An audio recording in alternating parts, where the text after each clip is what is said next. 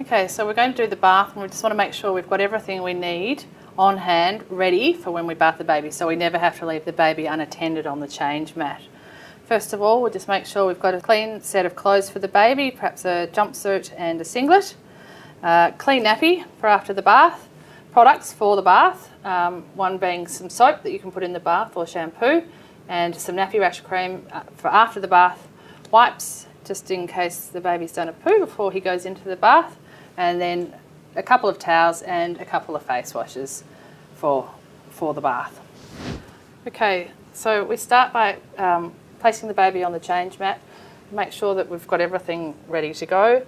We've checked the water temperature. It should be about 38 degrees, and also checking it with your wrist and making sure that it's nice and warm. We can have a bath with our baby, so we can also make sure that we don't want to be sitting in a cold bath.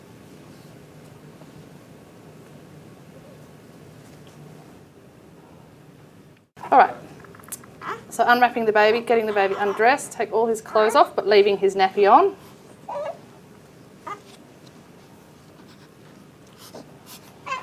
He's ready for us to wash his face and his hair. Babies always cry when you unwrap them, so to make him feel secure again, we wrap him in a clean towel and wrap his arms in, nice and secure.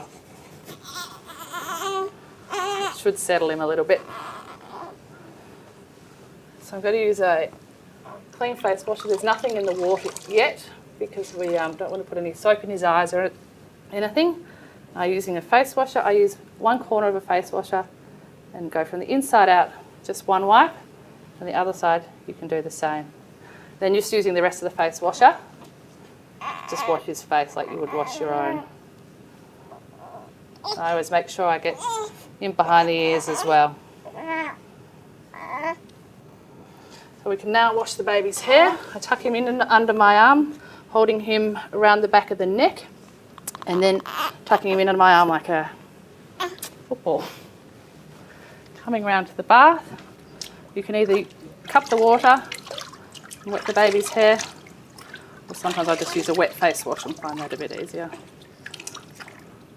Now you can choose to use soap if you like, or some shampoos. I've got this little foaming one. And using my fingertips and my nails, I give the baby a good wash, hair a good wash. When you're happy with what you've done, you can just rinse off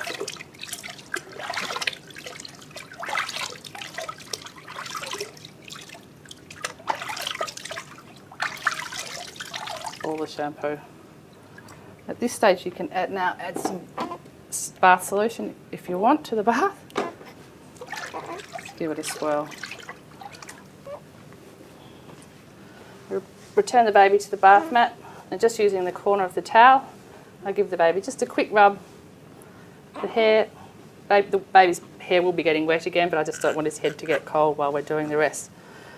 So now we remove the nappy. We've saved the towel from getting wet, and just to take the nappy off, I grab the baby's feet and then remove the nappy.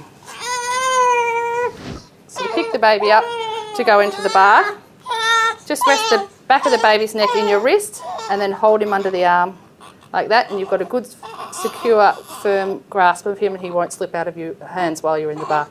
Then I usually grab his legs securely, or his bottom, whatever you feel comfortable doing, and then bring him across to the bath. And then just slowly put the baby into the bath. Just let him get used to it. I've made it really nice and deep and warm. The first thing we do when we go into a bath is put as much of our body under the bath as we can. The babies are pretty similar to us. They like things that we do, so they like to be warm as well. So I'm happy for the baby to go put his ears in the bath as well. We're quite able to get wet like ours, and let him have a good float. I usually just let them get used to the bath and the water. If he is feeling insecure and he is crying, A good technique is to put a face washer just over his chest and even over his arms and hands, and just let him get used to the water like that. This will make him feel secure. It's a bit of warmth and weight. Now the babies don't get too dirty, but the dirtiest spots they do tend to get is in around their neck, under their arms, and obviously in their groin area. And you can either run just a finger around those areas, or you can use a face washer.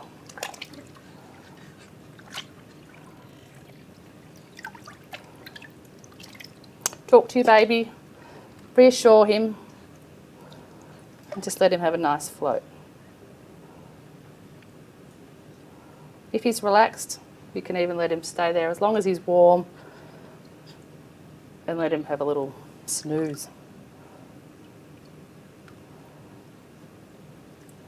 If the environment's still nice and warm and he's relaxed, just let him float.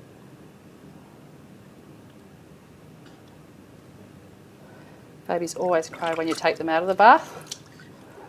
So just take him out the way you put him in, same grip.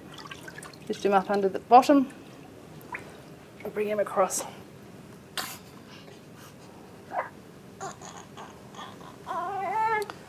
Always wrap the baby up. Go with your instincts and make him feel secure again. Just try the top of his head again. The head's the only part you rub dry. Give him a good dry, and the rest of the body you just pat dry with the towel. Just making sure that you get in all those crevices, lifting up the arm, patting under there, into the neck.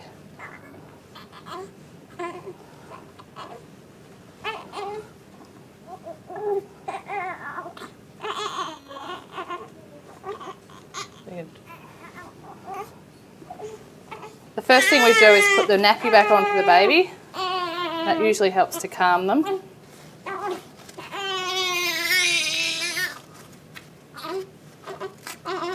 Nice firm nappy. If the baby did have any nappy rash, you could put some cream on his bottom, some zinc. And for the singlet, I just bunch it up, put his face through first and then the rest of his head. And then guide his little hands through the arms of the singlet. At this stage I would get rid of the wet towel as well from underneath him so he doesn't wet his clothes.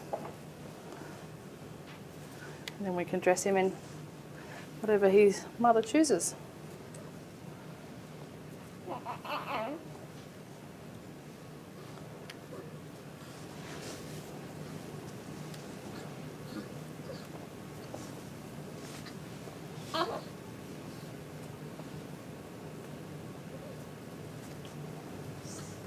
Got lots of buttons.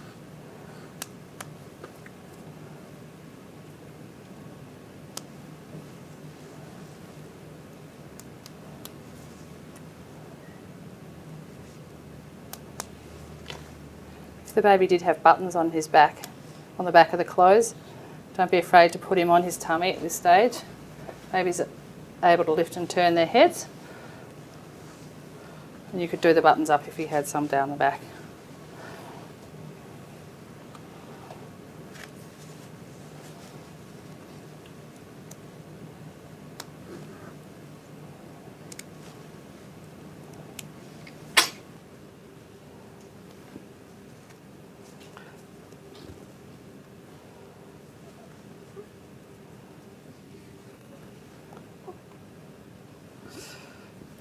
Sometimes some parents like to put a hat on after the bath, but it's not necessary. It just keeps them warm after the bath.